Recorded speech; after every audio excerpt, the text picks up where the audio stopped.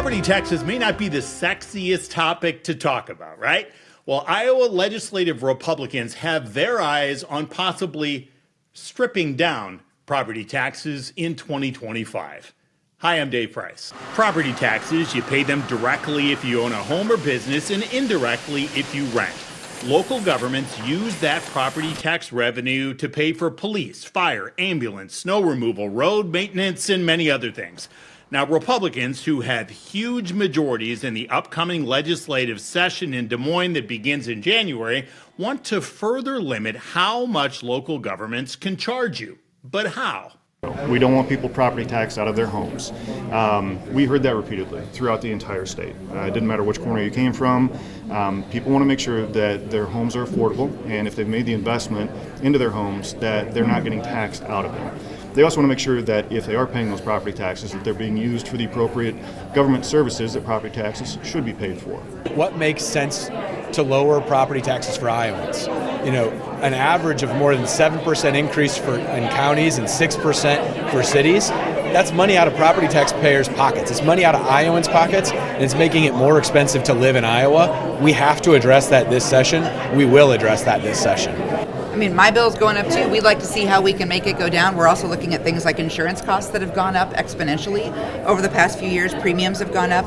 We want to look at housing prices holistically and make sure that we've got a right balance. So my message to homeowners is I'd like my property taxes to go down too. Let's work together to find an answer that lowers my mortgage payment beyond just a big hack of property taxes from Des Moines. And I do think that we need to look closely at what we can do about insurance, because this is not just an Iowa issue, it's an issue across the country with weather events and climate events. There are many places where the insurance companies are either pulling out or increasing their costs almost exponentially, and that's another piece that we have to look at. Now, you might remember that in 2023, State House Republicans already passed legislation that would limit how much local governments can raise your property taxes. But some of the locals complained that those changes were too restrictive and they made it too difficult for the locals to provide the community services that they need to provide. So, in 2025, how will these legislative leaders take those concerns into consideration? There was some initial consternation, and there still is for some communities. There was concerns about the public notices that had to go out so that the public was fully informed about where their property taxes were going, what the proposed rates were going to be. And I think that's kind of evened out to a certain extent, but there still are conversations about the cap on growth and how that affects some communities differently than it does other communities. So that's going to have to be part of the equation. When we did House File 718, there was a knowledge that as we did that we would have to come back in and revisit property taxes at some future legislature. So that's where we're at now, and we're going to have those conversations. And it may be a one-year conversation, and it may be a two-year conversation. Well, it's going to matter on how we do it, but local government has gone up and to the right. They've gotten more and more revenue over the past decade. And that's come from people who own homes, people who own businesses. You know, it's like that child care example I gave you. $14,000 increase in property tax expenses for that one business in 1 year. That makes it more expensive to run that business, more expensive to provide child care.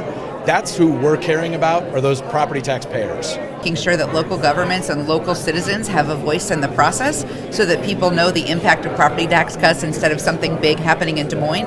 We're making sure that we're listening to local community leaders because they know their cities best, and they're a little tired of getting big policies handed down from Des Moines that hurt their local community. Maybe they needed an ambulance service. Maybe that was going to exceed the property taxes they had. So public health and public safety are priorities for local communities. They're priorities for us. And it's really important that the communities, regardless of what happens on this front, have the money to fund that. You may have noticed how the two Republicans talked about the timeline differently. The Republican Senator, Michael Bousselos, is talking about, we want this to happen in 2025. However, the House Republican Matt Winchell is reminding people that this is a 2-year session, so they can talk about it in 25, but they could still pass something in 2026. So we will see how those discussions move forward in 2025 between the Republicans in both of those chambers. Another thing to watch will be the work of a new committee. House Republicans formed what they are calling the Higher Education Committee. If you know your Iowa State House politics, you know that both the House and the Senate already have an education committee, but this is a higher education committee, and only the House has one of these. The Senate has not formed one. So what will the committee members be looking at?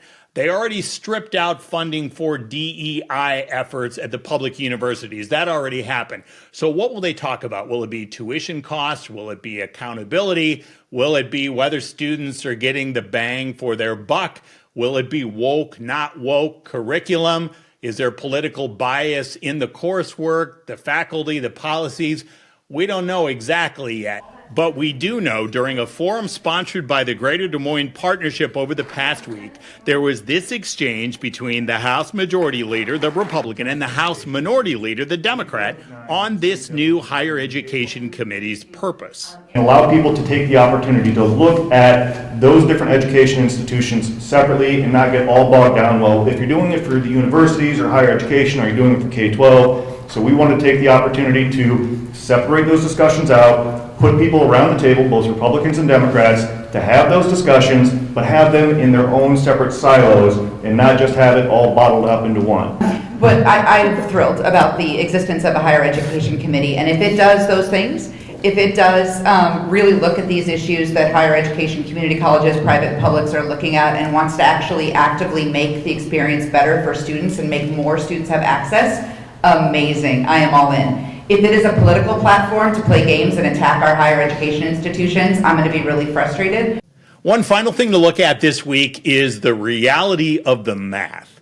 House Republicans will have 67 of the 100 seats in the chamber starting in January. Now, as we know, if everybody shows up on any given day, it takes 51 votes to pass something. But House Majority Leader Matt Winchittle says, don't let that fool you. Just because his caucus will have 67 members, that doesn't mean that his job will be easy. As you talk about all of these, what will this be like with 67 members? Do you want the candid answer or do you want Yes. the political answer? We would like the candid answer. Okay, a lot of people ask me after election night and on election night, are you sure you want to continue being the majority leader with this many members? I said, if my caucus will have me, yes, I'm ready, willing, and able. Is it going to be interesting? Absolutely. Is it going to be challenging? Certainly. But as a United States Marine, I improvise, I adapt, I overcome, and I'm looking forward to the work that House Republicans can do moving Iowa forward.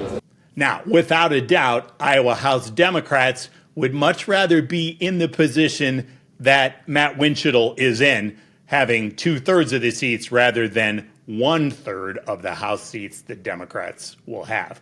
But as you broaden this out, one dynamic to watch in 2025 will be how the House Republicans and the Senate Republicans all work together to find compromise. We've seen over the last several years that the two chambers have different ideas on some of the topics that come up over the course of the session.